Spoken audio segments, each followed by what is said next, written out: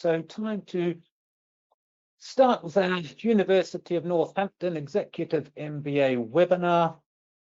My name is Professor Tim Campbell. I'm a visiting Professor of International Management at the university, and I'm going to take you through this webinar. What we're going to do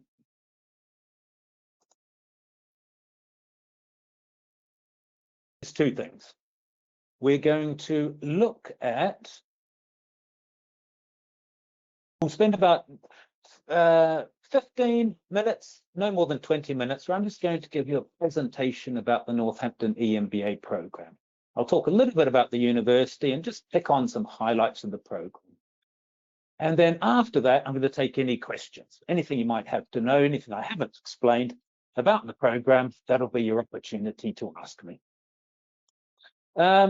So as I say, I'm a visiting Professor of International Management at the university, but I also look after this program locally. So I live in Dubai and have looked after this program for years now. And I also teach on it. I teach the Managing and Organizational Behavior module. So I know this program very well. So I should be able to answer any questions that you've got.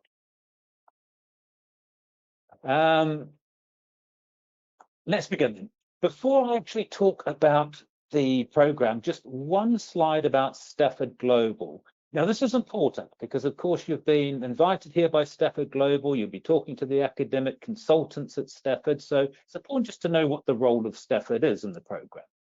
So as I put on my slide here, Stafford Global has been around a long time, over 30 years, and has been providing UK distance learning courses from everything from certificates all the way to doctorates. And there's currently 6 UK universities represented by Stafford Global. Now, I'm sure you've seen the website, so you know all about it and seen everything that it offers. But what it does for the program for the University of Northampton is it offers marketing, student recruitment, administration, and student support services locally. And of course, that helps out the University of Northampton because those sorts of things are difficult to do from the UK campus. It's easier to have somebody here doing those activities who's in the region. So that's what Stafford Global's role is. It's very important to understand that you are entirely a student of the University of Northampton when you enroll and begin. The academics come from there, your degree comes from there, your transcripts, and when you graduate, you'll be invited to the campus in the UK to graduate. Everything is from the University of Northampton. So I just want to make it clear what the two roles are. Let's talk about Northampton then. Where is Northampton? Some of you have probably been to the UK, I'm sure. I doubt many of you have probably been to Northampton. But it's about, my big arrow there is showing where it is. It's about an hour by train north of London. It's a very old historic town. And in Northampton, you will, of course, find the University of Northampton. And it is everything within those red dots. At the university, this campus here opened in 2018. So it's a very new modern campus, very near the town centre. It used to be just on the outside of the town. But then in 2018, it opened this big green, very nice new campus there. So that's where the university is based. Northampton, very close to the town centre. And if you have a look at their website, the University of Northampton's website, you'll find out all about it. And I do recommend that you obviously go and have a look and find out about the university. If you look at its history, you'll see that education in Northampton and the origins of the university date back an awful long time, back to about the 13th century. But in its sort of modern guise, the modern university dates back to about the last 100 years, as it's gone through various transitions over that period of time to where it is today. And it has about 17,000 students, about 1,500 staff. It is, of course, a fully accredited UK governmental university. As I say, more information about Northampton, have a look at their website and you'll find out all you need to know. Because what we're particularly here to talk about is this MBA program, the Executive MBA program. So let's start with the program itself. What are you going to be taught? So on my diagram here, we've got 8 modules. and they're the modules that you will take. You will start with critical issues in business. Now, critical issues in business also doubles as an induction. So not only are you learning about issues in business, it also goes through all the stuff you need to know about learning at the University of Northampton. You know, academic reading and writing, accessing the library, referencing, all of this stuff is included in that critical issues in business module. So as I say, that's your first module, but also covers all of the introduction bits that you need to know. After that, you get on to the next module, which is mine, managing an organizational behavior, where we look at all the people aspects of organizations and look at financial decision making, operations and supply chain, leadership, strategy and innovation, marketing, then the business research project. So the program itself is a very nice mix of your traditional MBA subjects, but also some more contemporary stuff such as leadership, innovation, and these types of things. So you'll always start with the critical issues in business. You'll always end with the business research project, which is basically, you might know it as a dissertation type of thing. It's very similar. And then you'll do those 6 modules in between. Not always in that order. It depends where you start, but that is the program that you will cover. So that's your program. How long does it take? It takes you about 18 months from when you start that very first module, sit in that classroom in critical issues, to when you submit the business research project. So it's about 18 months between the two. So you have your 8 workshops, and they're all taught face-to-face by University of Northampton professors. They're all fly-in faculty, apart from myself, who obviously lives in the region. And then we've got Sama, who does marketing, who's in Riyadh, and Nemat, who does strategy, who's in Abu Dhabi. But the 3 of us, of course, are all still University of Northampton professors. The rest of them all fly over from Northampton. So you have the 8 workshops. They're all taught over 2 days. And as you see there, the Friday from 3 to 8, and then full day Saturday. And these workshops are about 10 weeks apart. So if I go back to my little diagram there, you start with critical issues, then about 10 weeks, 8 to 10 weeks later, you'll do your next module, management and organizational behavior, then you do your next module, finance, etc., until you make your way around. So the teaching happens in these workshops, but important to notice that after that, the university has, their virtual learning environment is called NILE, Northampton Integrated Learning Environment. So everything is on there, so there'll be things that you can do and working on your assignments after the workshop. You hand in your assignments, you start your next module, is the way it goes. And the next start date, incredibly, we're getting to intake 37, and that critical issues module will be on the 5th and 6th of December, so not too far away. So as you can see, the program's going for a very long time. We're up to intake 37. I think from memory, it started in 2012, the UAE, this intake, UAE intake. So it's been going a fairly long time now. Right, so that's the program. These workshops, people often ask me, what do you actually do in these workshops? Firstly, I'd say that these workshops are very important. It's where you meet your professors, it's where you meet your fellow students. It's where it's where a lot of learning takes place, but a lot of networking, etc. And people really do enjoy these workshops as well, as you see from the bottom. There's a lot of satisfaction with them. Because it's important to realize this isn't an online program. You are taught, and you are taught in these workshops.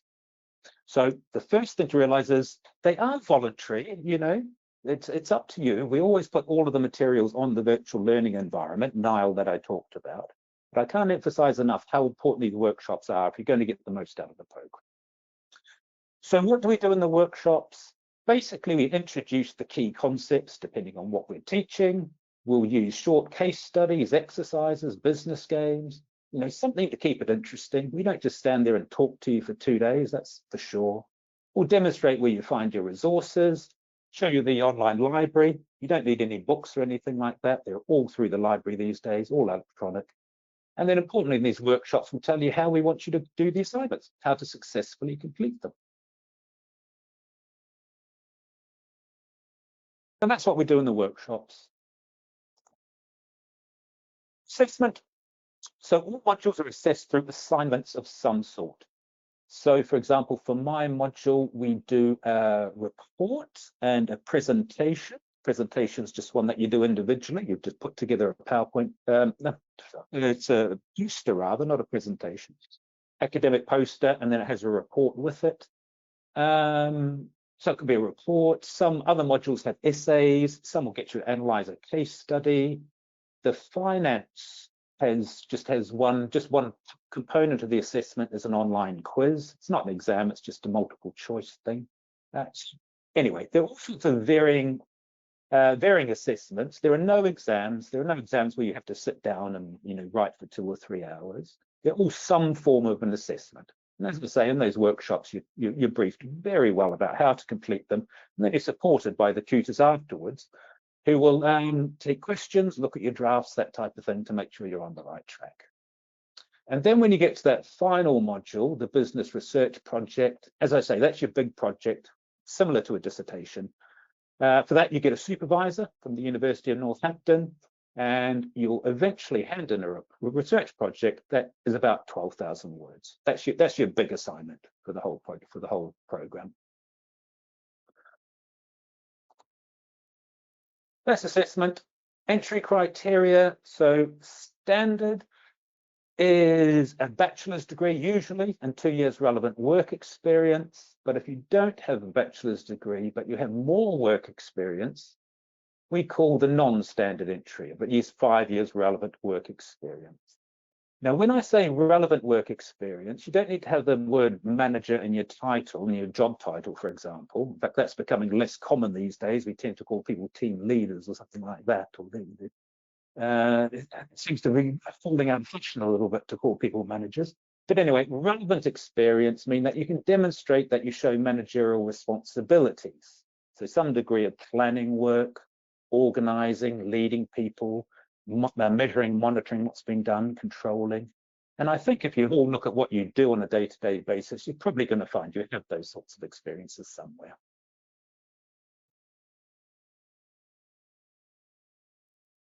Entry. What sort of support have you got? There's plenty. There's the University of Northampton program leader who looks after the whole thing, who's obviously based at Northampton. There's me who looks after it locally, so looks after just this program. You've also got every module, of course, you have your tutor who will be your first point of contact for any sorts of issues, questions you have about the module itself, the content or the assessment. You then have all the administration at Northampton. And I mentioned the Northampton integrated learning environment, the virtual learning environment. Everything is on there. That's where you submit your assignments. It's where you'll find all your workshop materials and reading lists and all that type of thing. And the online library has everything you'll need to complete your assessments. There's no need to buy any extra books. Books, journal articles, book databases, there's hundreds of thousands of resources on these things.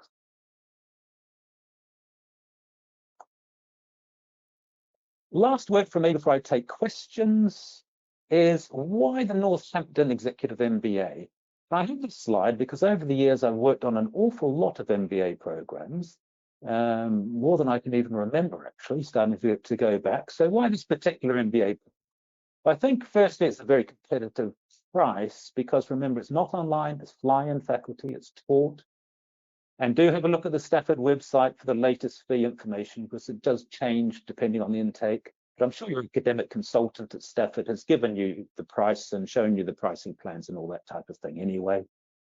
The other things I like about it is the duration. I think 18 months is about right for an MBA program. Of course, I've seen MBA programs, full-time ones that take a year. I've seen others that have take 3 years.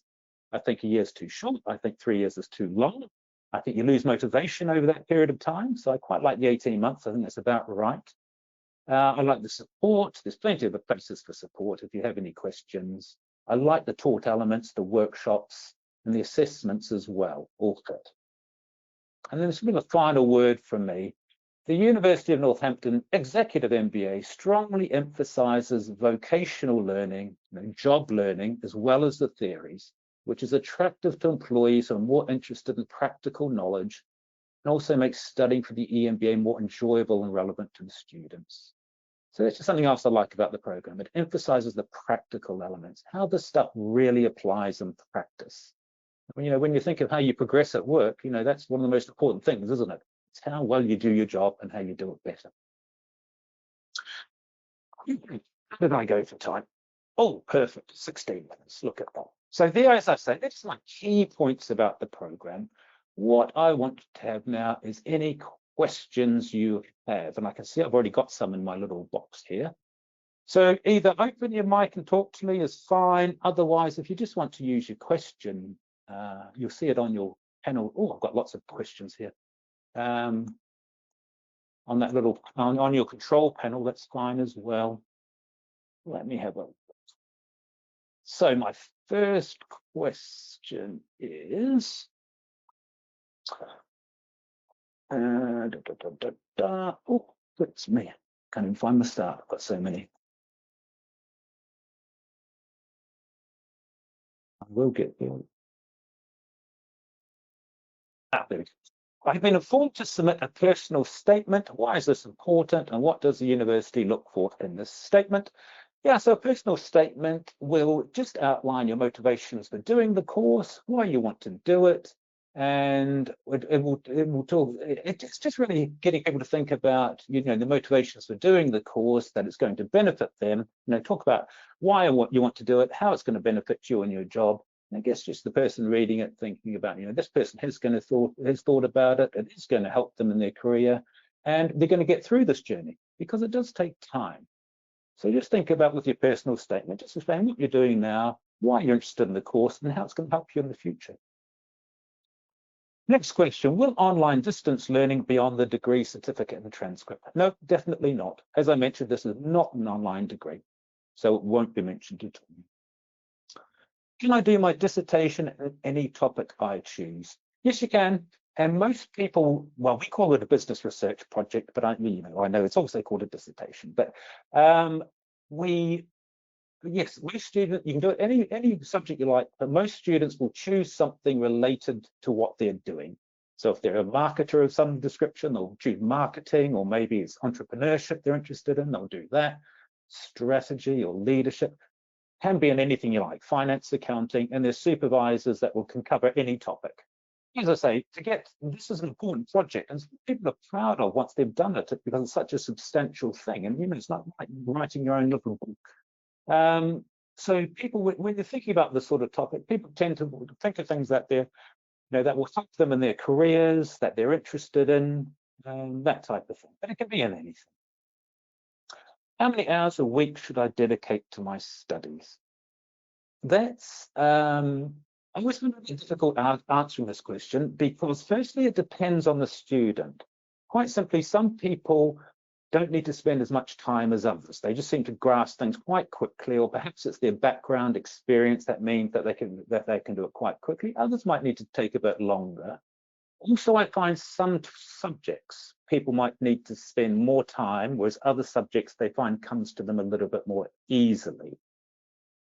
And if I'm going to give you sort of my view on this, if you can do 8 hours a week, I think you would be fine. That would be enough for your studies and your assignments. As I say, that's a ballpark figure. You might find it takes some people a little bit less, some a little bit more, and it might depend on the module. But that would be my ballpark figure. And talking to students, some people will do a full day on a weekend, or others will do a few hours each night type of thing. Again, it would depend. But think about that type of idea.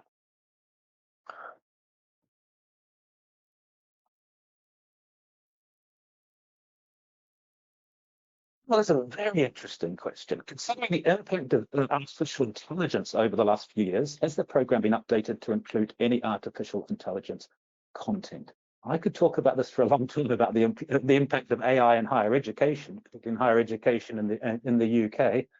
It's having a major effect. It really is, and it certainly is. This type of thing will be integrated into each of your modules about how it's affecting the different topic areas. And it's also interesting when we talk about assessments and generative AI. In each of your assessments, you'll be told whether you can use AI or not, because it might surprise you, but some modules actually allow the use of AI as long as you declare how you've used it. So in terms of assessments, yes, it'll be there and you'll be told how you can use it. And the university has a policy. In terms of the subject areas themselves, yes, the tutors will talk about how AI is affecting their particular functional area, because it is having a major influence, that's for sure. Who knows where that's going to go in the future?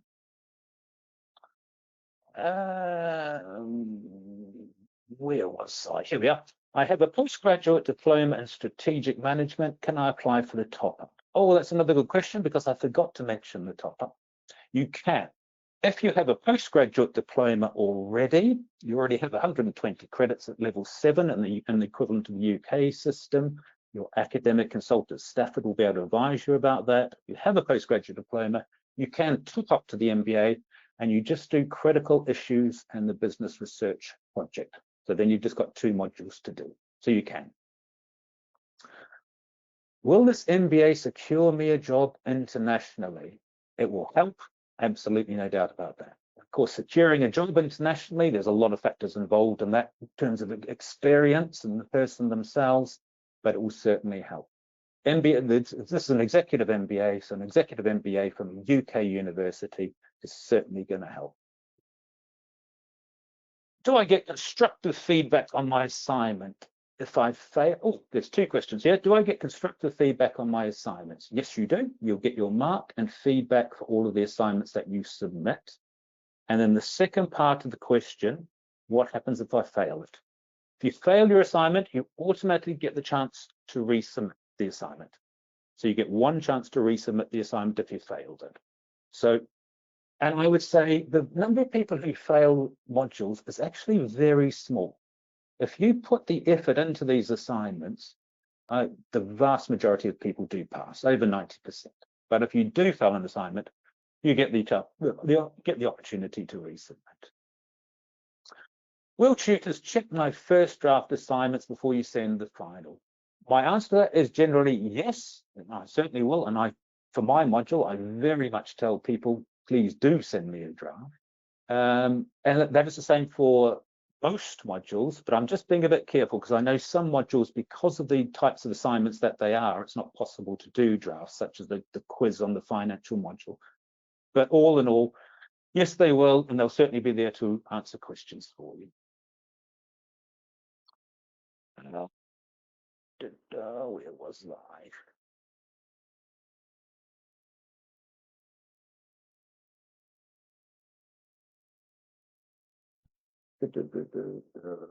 Here, I've been informed that workshops are face-to-face. Yes, they are. Do these get recorded in the event that I cannot attend?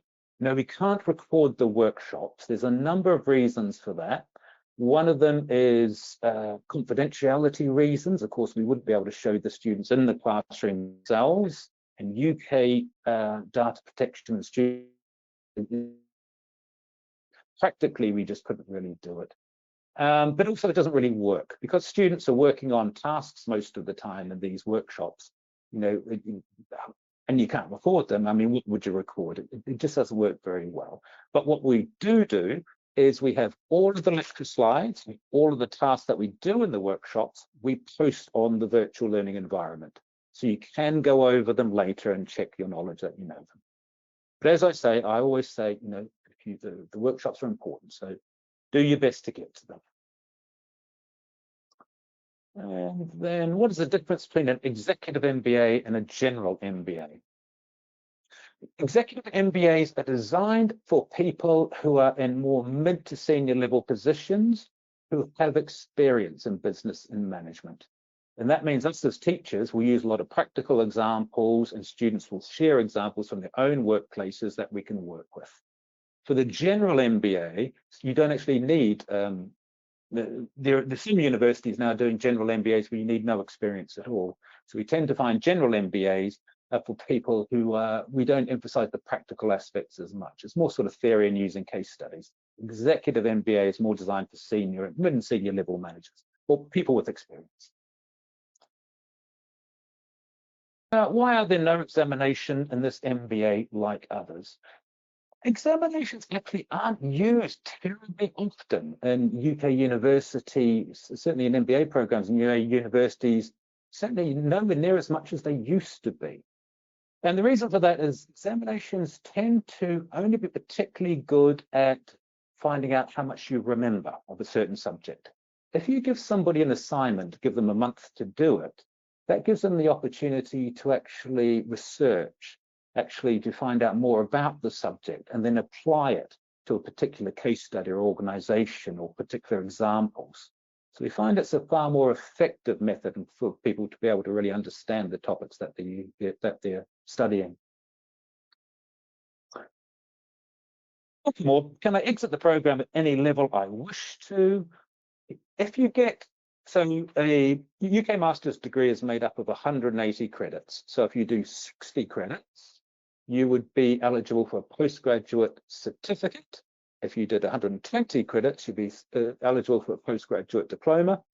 And then you do the full 180, you get your master's degree.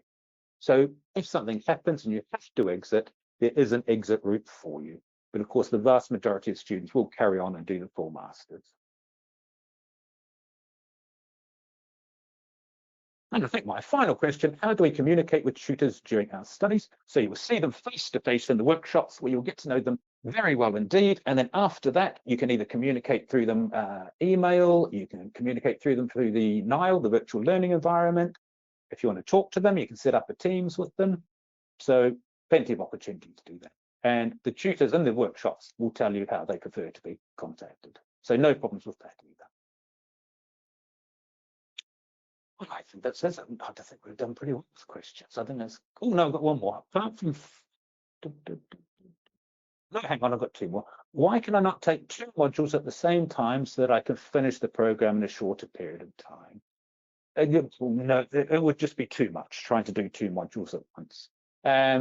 Just practically it wouldn't work either because the modules are set out at particular times, so one after the other. So I mean, it would be too much. It would be, in fact, you'd be finishing in less than a year, which would be against UK regulations anyway. So no, I admire your enthusiasm, but best to stick to the program. 18 months, as I said, is about. Then I've got, apart from the physically attending the module, are there any other online classes should be attended and scheduled accordingly? Not classes afterwards, again, because these sorts of things tend to be difficult to schedule. But if your tutor thinks you might benefit, I know some of them will do a assignment review. So you'll do your workshop, and about four weeks later, they'll set aside a time using Collaborate, which is again the tool we use on the virtual learning environment, the virtual classroom, and they'll set aside a time for assignment questions, whatever. So it's up to your tutors, but we don't schedule additional sessions simply because people will find those a bit, it's very difficult to schedule them where everyone can make it. So we stick with the scheduled sessions being the workshops, and then after that, it's up to your tutor. As I say, they might schedule a virtual session or something else, but it will be done informally. So the key things are those workshops.